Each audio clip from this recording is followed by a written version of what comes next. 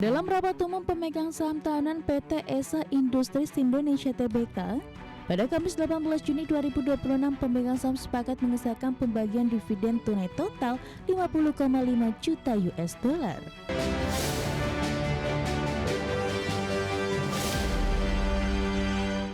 Kembali bersama kami pemirsa, PT Esa Industries Indonesia Tbk dengan kode emiten ESA resmi memutuskan pembagian dividen jumbo senilai 895,8 miliar rupiah dalam rapat umum pemegang saham tahunan.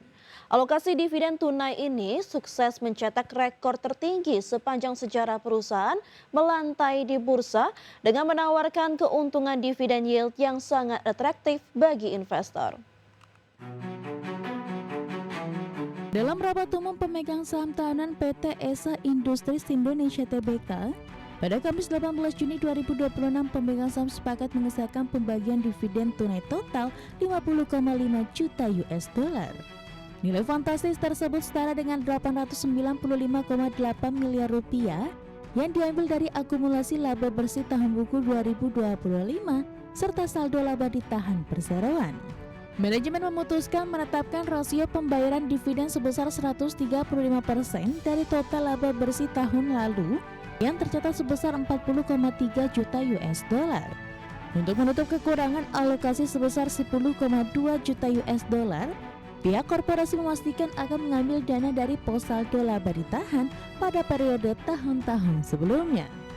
Langkah strategis dari Korporasi Energi dan Bahan Kimia ini menghasilkan nilai keuntungan bersih sebesar Rp52 per lembar saham bagi para pemegang ekuitas.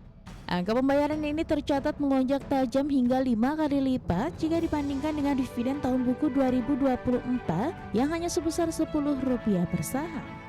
Selain itu, catatan dari IDX Channel juga mengonfirmasi bahwa nilai nominal ini resmi menjadi rekor pembagian dividen tertinggi bagi emiten Esa sejak menggelar aksi IPO pada tahun 2012 silam. Prestasi tertinggi Perseroan sebelumnya sempat terjadi pada tahun 2023 ketika perusahaan membagikan dividen tunai di level Rp45 per saham.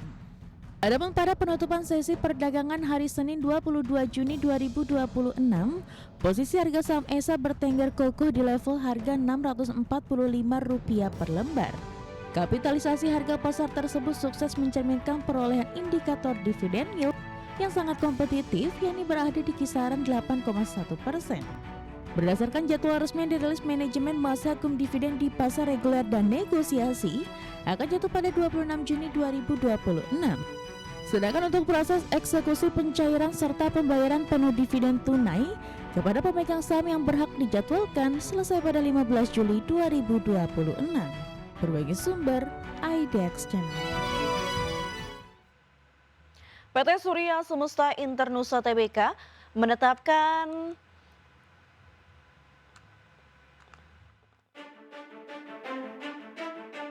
PT Surya Semesta Internusa Tbk atau emiten berkode saham SSIA menetapkan pembagian dividen tunai sebesar Rp23,5 miliar. Nilai tersebut setara dengan Rp5 per saham yang akan dibagikan kepada para pemegang saham perseroan. Dalam rapat umum pemegang saham luar biasa, Perseroan juga memperoleh persetujuan untuk melaksanakan program Management and Employee Stock Ownership Program atau MESOP. Program ini akan dilaksanakan melalui penerbitan saham baru dengan jumlah maksimum kurang dari 5% dari total saham yang telah diterbitkan Perseroan. Manajemen menyatakan program MESOP ditujukan untuk memberikan insentif kepada talenta terbaik di lingkungan grup SSIA. Adapun harga pelaksanaan akan ditetapkan sesuai ketentuan yang berlaku dan tidak kurang dari 90% rata-rata harga penutupan saham selama 25 hari bursa. Pada kuartal pertama 2026, SSIA membukukan pendapatan sebesar Rp1,44 triliun atau meningkat 35% dibandingkan periode yang sama tahun sebelumnya. Perseroan menilai capaian tersebut menandai kembali pertumbuhan bisnis secara kuat. Pendapatan segmen properti melonjak 202,1% menjadi Rp494,9 miliar, sedangkan segmen perhotelan tumbuh 59,2% menjadi Rp162,5 miliar. Perseroan optimistis kinerja tahun 2026 akan didukung oleh penjualan Subang Smartpolitan dan pemulihan bisnis perhotelan. Tim Liputan IDX Channel.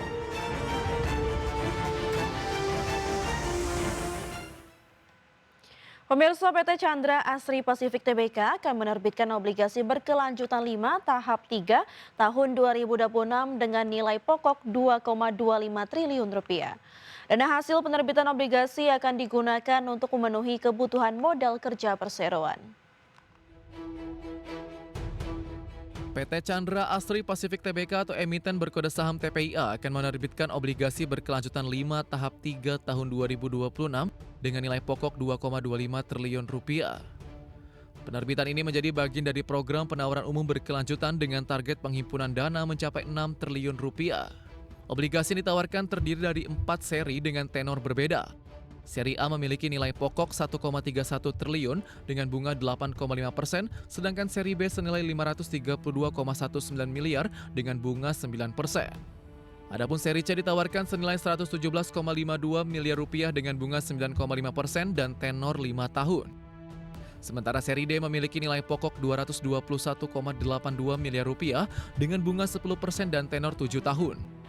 Manajemen menyatakan seluruh dana bersih hasil penerbitan obligasi akan digunakan untuk kebutuhan modal kerja perseroan, di antaranya untuk pembelian bahan baku produksi yang mendukung kegiatan usaha perseroan. Obligasi ini telah memperoleh peringkat IDAA- dari PT Pemeringkat Efek Indonesia atau Pevindo.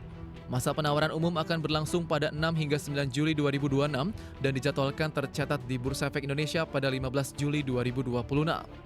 Berbagai sumber IDX Channel. Dan selanjutnya pemirsa, mari kita simak pergerakan IHSG setelah penutupan di sesi pertama pada hari ini di tanggal 24 Juni 2026. Di mana IHSG terlihat melemah di 1,62% ke level 6.200. Maksud kami 6.002,2. Adapun IHSG tadi pagi dibuka di level 6.128,27 dan sempat menyentuh titik tertinggi di level 6.171,38. Adapun 201 saham mengalami penguatan, 426 saham melemah dan 178 saham stagnan atau tidak bergerak. Dari top gainers pemirsa,